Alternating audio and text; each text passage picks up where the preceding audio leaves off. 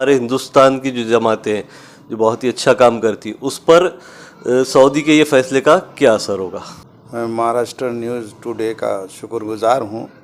جو بتایا گیا ہے کہ سعودی گورنمنٹ نے یہ بھی چیز کو کی کہ یہ ایک آتنکواد کو بڑھاوا دیتی ہے جماعت، اس میں سے صرف آتنکوادی نکلتے ہیں، یہ چیز کہاں تک صحیح ہے؟ جو سب ہندوستان میں ایک جو جیسا کورونا کے ٹائم پہ بھی ایک تبلیغی جماعت کو بدنام کرنے کا کام کیا تھا، مولانا سعد صاحب کو بھی لے کر کافی چیزیں رومرز پھیلائے گئے تھے، تو یہ فیصلے کا اثر ہندوستان پہ کیا ہو سکتا ہے؟ اس سے نوجوان ہیں مسلم، وہ کافی زیادہ نشے کی طرف مبتلا ہو گئے۔ ہمارے نوجوان ہمارا سرمایہ ہے، ملک کی ترقی نوجوانوں سے ہوتی ہے، اور نوجوان ہمارے ضائع ہو جائیں گے تو ملک کیسے ترقی کرے گا؟ اورنگ آباد کا ایک ماحول ہو چکا ہے، ہمارے لوکل کی بات کریں کہ ایک رات کا جاگنا، راتوں میں باہر گھومنا، باہر چائے پینا، تو اس پہ ماں باپ کا بچوں پہ کنٹرول نہیں رہا ہے کہ کیا ہے وہ چیز، یہ کہیں نہ کہیں نشے کو اور آوارہ گردی کو بڑھاوا دے رہی ہے۔ آپ سبھی کا سواگت ہے مہاراشٹر نیوز ٹوڈے میں۔ آج مہاراشٹر نیوز ٹوڈے کی ٹیم آئی ہے جناب محمد نسیم الدین صاحب کے پاس، جو اورنگ آباد کی ایک کافی جانی مانی شخصیت ہے، جن کا اورنگ آباد کی جماعت کو لے کر، جو مسلم تقویٰ ہے، جو مدرسے ہے، اس کو لے کر بہت ہی بڑھیا کام رہتا ہے۔ تو صاحب سے جانتے ہیں جو سعودی میں جو ایک ایشو ہوا ہے کہ تبلیغی جماعت کو بین کیا گیا ہے، تو صاحب سے جانتے ہیں کہ اس کی تفصیلات کیا ہے، کیوں ہوا ہے، اور اس کا ہمارے ہندوستان کی جو جماعتیں ہیں جو بہت ہی اچھا کام کرتی اس پر سعودی کے یہ فیصلے کا کیا اثر ہوگا۔ السلام علیکم، آپ کا سواگت ہے صاحب مہاراشٹر نیوز ٹوڈے میں۔ میں مہاراشٹر نیوز ٹوڈے کا شکر گزار ہوں، اور محترم سامعین اور ناظرین کرام، تمام درشکوں کو السلام علیکم ورحمۃ اللہ وبرکاتہ۔ سعودی گورنمنٹ نے جو تبلیغی جماعت پر پابندی لگائی ہے اور اس کے بارے میں جمعہ کے خطبوں میں انہوں نے اعلان کروایا ہے، وہ میرے نزدیک صحیح نہیں ہے، اس لیے کہ اصل میں پابندی تو انہوں نے 1979 میں لگا دی تھی، جب حرم شریف پر کچھ لوگوں نے قبضہ کرنے کی کوشش کی تھی، تو بہت سی جماعتوں پر پابندی لگائی تھی، اس میں تبلیغی جماعت پر بھی۔ یہ نئی پابندی نہیں ہے، لیکن جس طرح سے اب اعلان کیا انہوں نے کہ تمام مملکت کے مساجد میں اور خانہ کعبہ اور مسجد نبوی سے اس کا اعلان ائمہ کے ذریعے کرایا، یہ بہت زیادتی ہے ان کی۔ مولانا محمد الیاس کاندھلوی رحمۃ اللہ علیہ ہندوستان کے ان بزرگوں میں سے ہیں جنہوں نے آپ کے اس جماعت تبلیغ کی بنیاد رکھی ہے، اور بڑے فکر مند رہے تعلیم کے اعتبار سے، تربیت کے اعتبار سے، کہ لوگوں کو اللہ کا نام لینا نہیں آتا تھا، کلمہ پڑھنا نہیں آتا تھا۔ انہوں نے میوات میں سفر کیے، پیدل سفر کیے، پیدل جماعتیں نکالی، اور ان کو کوئی ایوارڈ نہیں ملا۔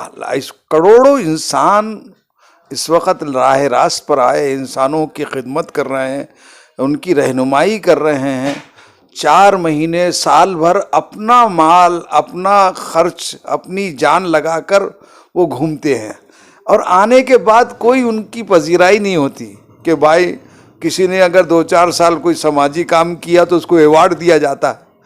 یہ ایسے لاکھوں انسانوں کی زندگیوں کو تبدیل کیا انہوں نے، اور انہوں نے کوئی نبیوں کے والا کام کیا، پیغمبروں والا کام کیا کہ ان اجریہ الا علی رب العالمین، کہ میرا اجر و ثواب کس پر ہے؟ رب العالمین، سوائے اجر کے کچھ نہیں ہے۔ کتنے نوجوانوں کی زندگیاں جنہوں جو شراب پیتے تھے، اس جماعت میں جانے کے بعد انہوں نے شراب چھوڑ دی۔ جو ماں باپ کے نافرمان تھے وہ فرما بردار ہو گئے، جو بے نمازی تھے وہ نمازی بن گئے، اپنے گھر کی خواتین کو بھی دیندار بنانے کی کوشش کی۔ تو یہ جماعت کا بہت بڑا حصہ ہے۔ اگر یہ جماعت کا کام نہ ہوتا شروع، تو ہم بے دینی کے، اور خاص طور سے ہندوستان اور بنگلہ دیش اور ہندو پاک میں اس کا بہت کام ہے، اور اس کی وجہ سے بہت دینداری آئی ہے۔ اس کے اجتماعات جو ہوتے ہیں، یہ کسی گورنمنٹ سے کچھ پیسے نہیں لیتی ہیں، اور آپ کے 25-25 لاکھ 10-10 لاکھ 5-5 لاکھ لوگ جمع ہوتے ہیں، اپنی جان اور اپنا مال لگاتے ہیں. تو اور اس سے ہماری حکومتوں نے بھی بہت تحقیق کی. ہماری حکومتوں کا کہ CIDs کا کہنا ہے کہ جناب یہ زمین کے نیچے کی اور آسمان کے اوپر کی بات کرتے ہیں. آپ CID کی بات کی تو اس پہ ایک بات آئی ہے ذہن میں، جو بتایا گیا ہے کہ سعودی گورنمنٹ نے یہ بھی چیز کو کی کہ یہ ایک آتنکواد کو بڑھاوا دیتی ہے جماعت، اس میں سے صرف آتنکوادی نکلتے ہیں. یہ چیز کہاں تک صحیح ہے؟ آتنکواد اور دہشت گردی کا جو الزام تبلیغی جماعت پہ لگایا گیا وہ انتہائی جو ہے تو ناپاک الزام ہے، اور میں اس شدت سے اس کو رد کرتا ہوں. ایک بھی مثال ایسی نہیں ہے پوری دنیا میں کہ کسی تبلیغی جماعت کا کوئی فرد، کوئی رکن، کوئی کام کرنے والا جو ہے تو دہشت گردی کا میں شریک رہا ہو یا اس پر ثابت ہوا ہو. ہمارے پاس یہ کھلا ہوا تبلیغ جماعت میں کوئی رجسٹر نہیں ہے. کوئی بھی آدمی، عام آدمی 3 دن جاتا ہے اور اس کو کلمہ نماز سکھا دی جاتی ہے. دعوت دینے نہیں جاتے، سیکھنے جاتے ہیں. اور جو سیکھ چکے ہیں وہ جن کو نہیں آتا ان کو سکھاتے ہیں. جیسے پڑھنا نہیں جس کو آتا ہے وہ پڑھتا ہے، اور جو پڑھ چکے ہیں وہ پڑھنے والوں کو پڑھاتے ہیں. بس یہ اس کا حضور اکرم صلی اللہ علیہ وسلم کے صحابہ کی زندگی لوگوں کے سامنے پیش کرتے ہیں، وہ دین پیش کرتے ہیں. ان کا دہشت گردی سے اور بدعت سے اور تمام چیزیں جو الزام لگائے گئے ہیں سعودی کی طرف سے، وہ میرے نزدیک غلط ہے. بہت بڑا کام کیا جا رہا ہے، اور اس سے لوگوں کے اندر انسانیت آ رہی ہے. ان کی نماز اور ان کا میل جول، ایک دوسرے کا عزت اور ایک دوسرے کا احترام، انسانیت کا احترام جو کرتے ہیں لوگ، اس سے پوری دنیا میں متاثر ہو رہے ہیں. لیکن یہودی جو ہے ٹولہ شروع سے اسلام دشمن ہے، اور آج بھی اسرائیل اور یہودی یہ کام کر رہے ہیں کہ سعودی جو ہے مملکت بھی اس سے متاثر ہو رہی ہے، اور مسلمانوں کے خلاف، اسلام کے خلاف جو سازشیں ہو رہی ہے، میں سمجھتا ہوں اس کا ایک حصہ ہے جس سے سعود کی گورنمنٹ بھی متاثر ہوئی ہے. میں اللہ سے دعا کرتا ہوں کہ اللہ تعالیٰ جو ہے تو ان کے ذہن کو صاف کرے، اور اس کام کی عظمت کو، اہمیت کو، اور پوری انسانیت کے لیے جو یہ امن و شانتی کا سبب بن رہی ہے، اس کو اللہ فروغ عطا کرے اور ہمارے ذہنوں کو صاف کرے. آمین. وآخر دعوانا الحمد. جو سب ہندوستان میں ایک جو جیسے کورونا کے ٹائم پہ بھی ایک تبلیغی جماعت کو بدنام کرنے کا کام کیا تھا، مولانا سعد صاحب کو بھی لے کر کافی چیزیں رومرز پھیلائے گئے تھے، تو یہ فیصلے کا اثر ہندوستان پہ کیا ہو سکتا ہے؟ اس سے تکلیف ہوگی، یا پھر یہ گورنمنٹ بھی اسی طرح اگر بین کر دی تو پھر کیسا ہوگا؟ نہیں، انشاءاللہ ہمارے ملک میں ایسا نہیں ہوگا، کیونکہ پچھلے 60 سال سے اس جماعت کے کام کو دیکھا جا رہا ہے اور اس کام کو پرکھا جا رہا ہے. کرونا وائرس کی وبائی مرض کے موقع پر بھی کچھ میڈیا کے آپ کے گودی میڈیا کے لوگوں نے باتوں کو اٹھائی تھی، جو بعد میں کورٹ سے اور عدالت سے غلط ثابت ہوئی، اور وہ سب باعزت بری ہوئے ہیں. اور جو کچھ ہے ابھی چل رہا ہے قصہ، وہ بھی انشاءاللہ بری ہو جائیں گے.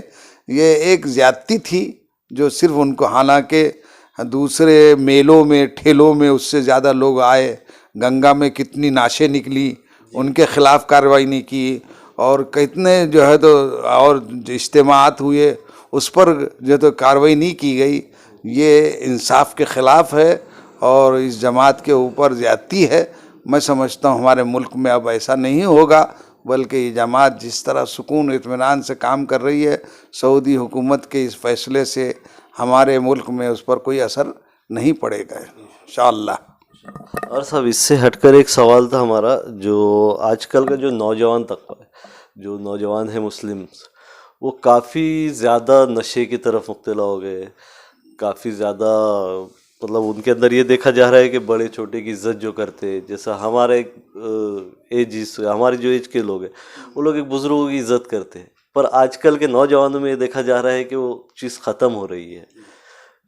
یہ بات صحیح ہے کہ نشہ منشیات کا کاروبار، میں نے پرسوں کمشنر صاحب کے سامنے بھی یہ بات کہی ہے کہ حکومت اور پولیس اور دھرم گرو سب مل کر اس کو بند کر سکتے ہیں. نہیں، اورنگ آباد میں تو بھی کافی بڑے پیمانے پہ ہو رہا ہے نشے کا کاروبار، اس پہ کوئی لگام نہیں. جی میں نے وہاں یہ عرض کیا کمشنر صاحب کے پاس کہ ہم سے زیادہ باخبر آپ کا ڈپارٹمنٹ ہے اور کس میڈیکل پر گولیاں بکتی ہے اور کن محلوں میں پوڑیاں بکتی ہے اور نئے نئے قسم کے نشے کیے جا رہے ہیں. کہیں جو ہے آپ کے ٹوتھ پیسٹ کا نشہ کیا جا رہا ہے، کہیں جو ہے پیٹرول سے نشہ کیا جا رہا ہے، اور بھی کئی قسمیں، کہیں گولیاں استعمال کی جا رہی ہے. تو اس کے لیے صرف مسلمان نہیں اس کے شکار ہے نشے کے. مکندواڑی میں جائیے، ہمارے آصفیہ کالونی سے نیچے جو آبادی ہے ہمارے دلت بھائیوں کی، وہاں بھی وہ اس کے شکار ہے، خوب نشہ کر رہے ہیں. شراب خانہ ہمارے ٹاؤن ہال کے اوپر ہے. میں نے عرض کیا کہ حکومت خود جو چاہتی ہے کہ لوگ منشیات کا شکار ہو جائیں، کیونکہ جب کرونا وائرس میں مساجد بند کر دی گئی، مندریں بند کر دی گئی، ان کو نہیں کھولا گیا، پہلے شراب خانوں کو کھولا حکومت نے. تو یہ حکومت کی دوہری پالیسی بھی صحیح نہیں ہے.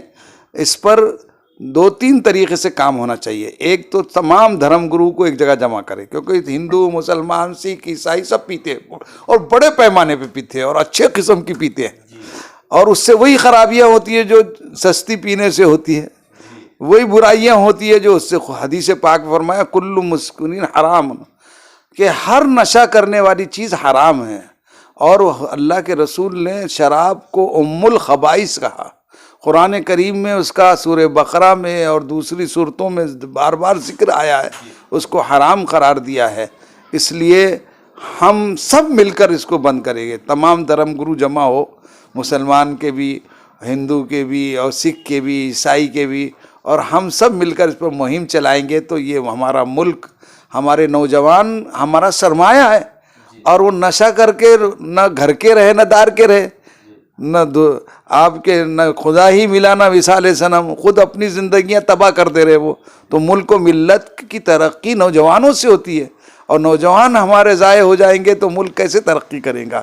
تو میری گزارش یہ ہے کہ اس کو تمام مذاہب کے لوگ مل کر، حکومت اس کی سرپرستی کرے، حکومت بھی اپنے کاموں پر نظر ثانی کرے اور اس کام کو روکے. تو بڑے پیمانے پر یہ وبا پھیل چکی ہے.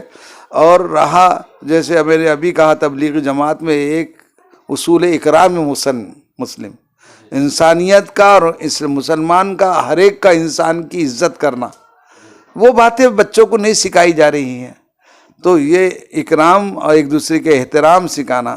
میرا اگلا سوال یہی تھا کہ آپ پیرنٹس کو کیا میسیج، جیسا والد والدہ کو کیا میسیج دیں گے آپ کہ بچوں پہ کس طرح سے گائیڈنس لگے؟ جیسا کہ آج اورنگ آباد کا ایک ماحول ہو چکا ہے، ہمارے لوکل کی بات کریں کہ ایک رات کا جاگنا، راتوں میں باہر گھومنا، باہر چائے پینا، تو اس پہ ماں باپ کا بچوں پہ کنٹرول نہیں رہا ہے کہ کیا ہے وہ چیز، یہ کہیں نہ کہیں نشے کو اور آوار گردی کو بڑھاوا دے رہی ہے. ہمارے نبی صرف مسلمانوں کے نبی نہیں تھے، تمام انسانوں کے نبی تھے. انہوں نے ایک آپ کے اصول دیا سونے اور جاگنے کا. صبح میں فجر میں مسلمان میں کوئی انسان سوئی نہ. صبح کا اٹھنا صحت کے لیے اور عبادت کے لیے بہت مفید ہے، اور رات کا جاگنا بہت نقصان دہ ہے. حدیث میں فرمایا لا ثمر بعد العشاء، عشاء کے بعد کوئی دنیا کا کام نہیں ہوگا. صرف اسٹوڈنٹ اسٹڈی کر سکتا ہے اور تیماردار بیمار کی عیادت کر سکتا ہے. اس لیے ہم کو حکم ہے کہ عشاء کے بعد کوئی دنیا، لیکن شہروں میں ایک خرافات اور روایت اور بری رسم یہ پڑ گئی کہ راتوں میں آدھی رات تک جاگ رہے. یہ اٹیک پھٹیک جو آ رہے یہ رات میں جاگنے کی اسی وجہ سے. آپ دن بھر سوئیے، رات کی نیند کا بدل نہیں ہو سکتا. اور حدیث پاک فرمایا جو صبح اٹھ کر عبادت کرتا ہے، اپنے پالنہار کی سامنے سجدہ ریز ہوتا ہے، تو فرمایا اس کے ہاتھ میں اللہ کا علم اور جھنڈا ہوتا ہے. اور جو بغیر عبادت کے اور سوتا رہتا، نحوست کے ساتھ جاتا ہے گھر سے، شیطان کا علم اس کے ہاتھ میں ہوتا ہے. تو میرا پیغام مسلمان سرپرستوں سے نہیں، تمام انسانوں سے، کہ اپنے بچے یہ ہمارا سرمایہ، اولاد ہماری تمناؤں کا مرکز ہے. ہماری آرزوؤں کا محور ہے، ہمارے بڑھاپے کا سہارا ہے، ہمارے ملک و ملت کی یہ کھیون ہار ہے، ان کی تربیت ایسی کرے کہ عشاء کے بعد سب سو جائے اور فجر کے وقت کوئی صبح کے وقت سوتے نہ ملے۔ ان کی صحت اور ترقی کے لیے یہ تعلیمات پر عمل کرنا بہت ضروری ہے۔ ہمارے گھروں سے اس کا آغاز کیا جائے تو انشاءاللہ پورے شہروں میں اس کا اثر اچھا پڑے گا۔ آزمائش کے طور پر 40 دن کر کے دیکھیے، آپ اپنے گھروں میں تبدیلی محسوس کریں گے۔ اللہ تعالی ہم کو عمل کی توفیق عطا فرمائے۔ جزاک اللہ صاحب، شکریہ بہت بہت، آپ نے ہم کو وقت دیا۔ تو آپ سن رہے تھے مولانا نسیم صاحب کو، جنہوں نے کافی باتوں پہ ہمارے سامنے روشنی ڈالی ہے کہ کیا کرنا چاہیے، کیسا کرنا چاہیے۔ ایسے ہی اور مدعے اگر آپ کے ذہنوں میں ہیں تو نیچے دیے گئے کمنٹ باکس میں کمنٹ کیجئے اور ہم کو بتائیے۔ انشاءاللہ مہاراشٹر نیوز ٹوڈے کی ٹیم اس پہ ضرور عمل کرے گی۔ میں شہاب یاسین، مہاراشٹر نیوز ٹوڈے، اورنگ آباد۔